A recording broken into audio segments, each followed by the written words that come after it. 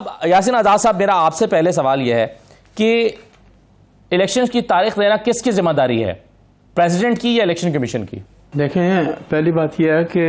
Election की तारीख की जिम्मेदारी मेरे नज़दीक इलेक्शन कमीशन ऑफ पाकिस्तान की है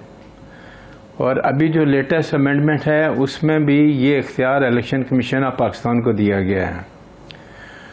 तो लामाला जब असम्बली डिज़ाल्व हो गई और आपने देखा होगा कि कौमी असम्बली अपनी मुद्दत पूरी करने के बाद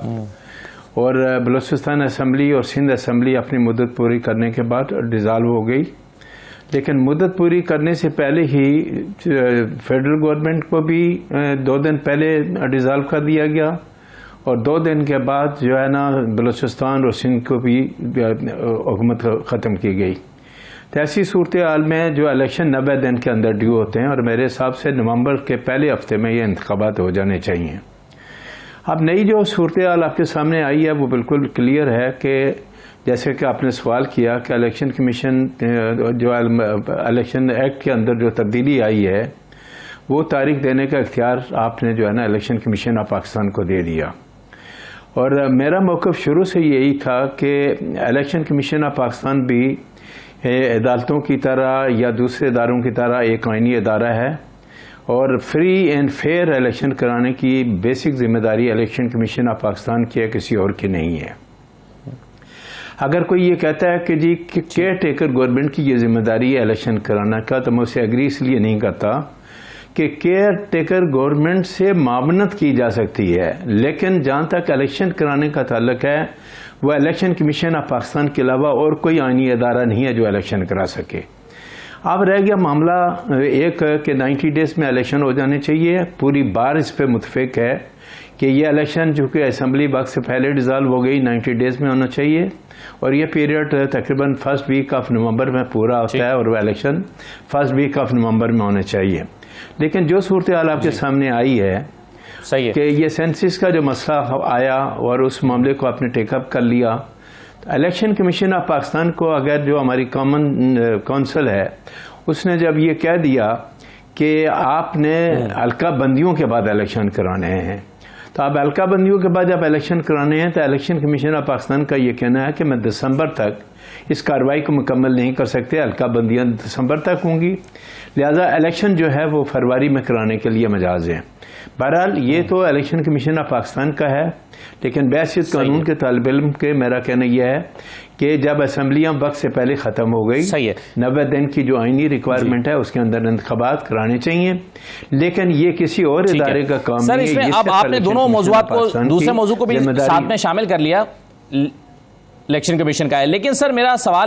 मेरा एक छोटा सा सवाल आपसे यह है कि अगर ये सेक्शन 57 हमारे सामने और इसमें अमेंडमेंट आ गई है तो क्या आइन का आर्टिकल 48(5) ये साकित हो जाएगा? क्या प्रेसिडेंट का इख्तियार खत्म हो जाएगा? देखें, प्रेसिडेंट का इख्तियार तो प्रेसिडेंट है, असम्बलियाँ तो डिज़ाल्व नहीं की है ना, असम्बलियाँ तो 2 दिन पहले डिज़ाल्व कर दी गई एडवाइस पे, on the advice of the prime minister of Pakistan assembly को डिज़ाल्व किया गया और सदर पाकिस्तान ने असम्बली को डिज़ाल्व कर लिया। यहाँ मुद्दत पूरी होने के बाद अगर असम्बली अपनी मुद्दत पूरी कर लेती और असम्बली डिज़ाल्व हो जाती तो तब जो आइन का आर्टिकल 48 जो आप पढ़ के बता रहे हैं उसके मुताबिक फिर 90 डेज़ पे इसकी डेट देने का इख्तियार प्रेसिडेंट ऑफ पाकिस्तान का था, लेकिन वो सिलसिला खत्म हो गया। तो वो 60 डेज में होने थे ना, यही तो कंफ्यूजन है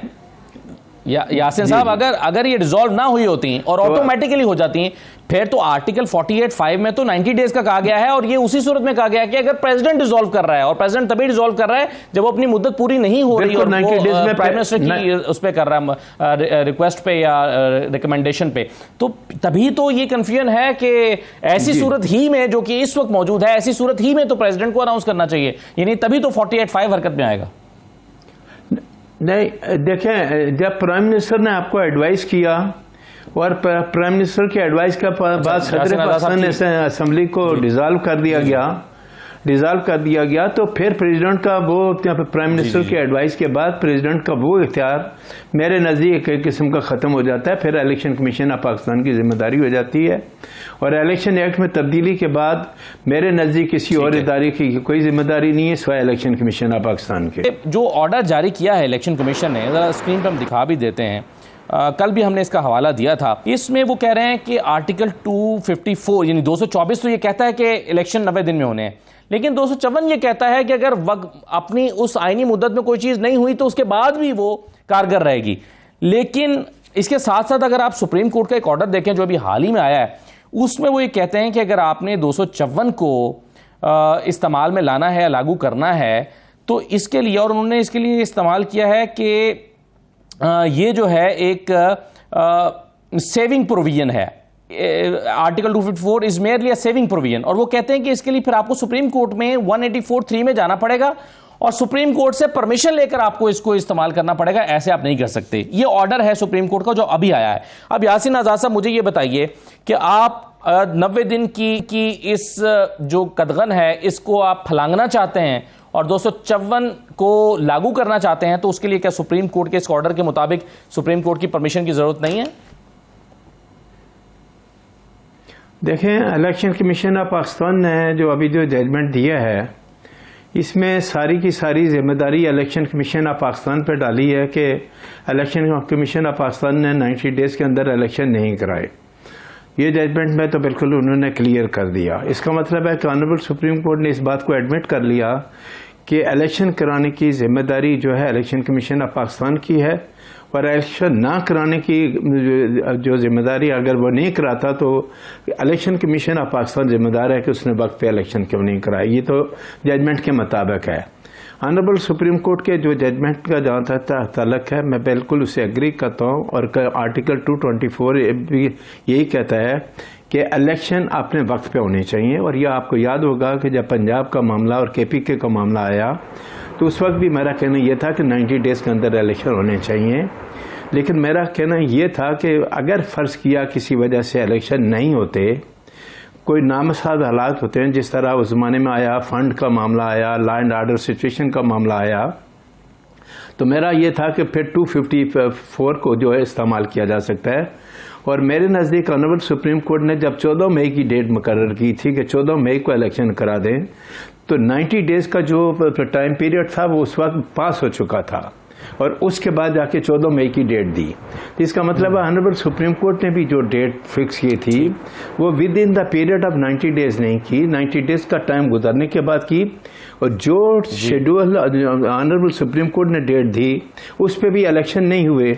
अब सवाल ये पता होता है कि जब आपके पास वो केस सुप्रीम कोर्ट में था तो ऑनरेबल सुप्रीम कोर्ट ने इस मामले में क्या इनिशिएटिव लिया बाकी किसी इदारे के खिलाफ कि आपने ये इलेक्शन वक्त पे क्यों नहीं कराए, फंड क्यों नहीं दिए, आपने स्टाफ प्रोवाइड क्यों नहीं किया, ये तमाम चीज़ें फिर गौर करनी पड़ेंगी। अब जिस तरह आज जो डिबेट हम कर रहे हैं उस डिबेट के हवाले से मेरा कहना यह है कि अगर ये मर्दमशुमारी का मामला और हल्का बंदियों का मामला नहीं होता तो हम सब यही कहते हैं कि 90 डेज के अंदर election commission of Pakistan bound है। मैं आप भी एज ए कानून के तालिब इल्म के ये कहता हूँ कि 90 दिन के अंदर ये इलेक्शन होना चाहिए। और इलेक्शन कमीशन ऑफ पाकिस्तान की ये जिम्मेदारी थी, जब मर्दमशुमारी की बात हो रही थी और पंजाब असम्बली को तोड़ा गया, KPK को तोड़ा गया, रायशुमारी का मामला उस वक्त भी था, तो इलेक्शन कमीशन ऑफ पाकिस्तान ने इस पीरियड से फ़ायदा क्यों नहीं उठाया और हल्काबंदियाँ पहले क्यों नहीं की? हल्काबंदियों का मैं तो ये समझता हूँ कि सीटों के एतबार से किसी को कोई फ़ायदा नहीं मिलेगा, क्योंकि आइन के अंदर हर सूबे की सीटें मुकर्रर हैं, उन्हीं पे इलेक्शन होगा। और अगर वो करेंगे तो जिस तरह हमारे दोस्त ये कहते हैं कि उस वक्त आइन में 2/3 मेजॉरिटी चाहिए अमेंडमेंट के लिए, तो वो 2/3 की रिक्वायरमेंट होगी, तब सीटों में कहीं कौमी असम्बली एक या सूबाई असम्बलियों की सीटों का इजाफा होगा। तो इस इलेक्शन में तो आप वो नहीं कर सकते। सही है, आप हल्काबंदियों करा लें, वो नहीं होगा, सिर्फ हल्के छोटे बड़े होंगे, आबादी कम ज्यादा हो जाएगी जी, बस इतनी सी बात हो जाएगी। लेकिन सीटों का किसी को कोई फायदा नहीं मिलेगा, किसी भी सूबे को नहीं मिलेगा, इवन कौमी असेंबली को भी नहीं मिलेगा। 224 से आगे निकल जाएंगे ना, इलेक्शन 90 दिन से आगे चले जाएंगे। बिल्कुल सही है सर। अब इसमें सवाल मेरा फिर 90 दिन से इलेक्शन चलेंगे तो फिर वही बात आ गई कि मामला ऑनरेबल सुप्रीम कोर्ट का जजमेंट आपके सामने है, वो जजमेंट को देख लें। और ये मामला जिस तरह हमारे दोस्त कहते हैं बहुत सारे मामला ये सुप्रीम कोर्ट में लेके चले गए हैं, इस मामले को भी ले जाएं और सुप्रीम कोर्ट से डायरेक्शन ले लें। इलेक्शन कमीशन ऑफ पाकिस्तान ने कल परसों ये बात कही कि ऑनरेबल सुप्रीम कोर्ट अगर हमें डायरेक्शन देता है तो हम 90 दिन में इलेक्शन कराने के लिए तैयार है, आप डायरेक्शन दिला दें सुप्रीम कोर्ट से, वो 90 दिन में इलेक्शन करा देंगे। तो उन्होंने फिर मशवरे वाले मामले को election commission of Pakistan consider नहीं करेगा। लाहौर हाई कोर्ट में जस्टिस जवादुल हसन साहब के सामने लाहौर हाई कोर्ट में भी खड़े होकर यही इलेक्शन कमीशन ने कहा था कि आप डायरेक्शन दे दें तो हम करा देंगे, लेकिन बाद में वो इलेक्शन सुप्रीम कोर्ट में जाकर पूरा पर्चा लिखकर उन्होंने दे दिया था कि जी नहीं हो सकते, हम नहीं करा सकते।